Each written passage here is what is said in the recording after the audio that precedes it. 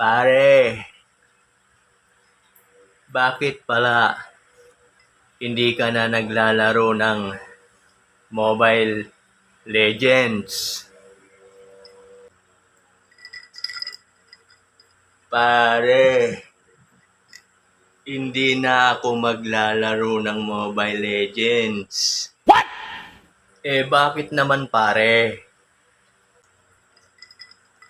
Kasi nga pare, yung mga kakampi ko, hindi na rin sila naglalaro ng Mobile Legends eh.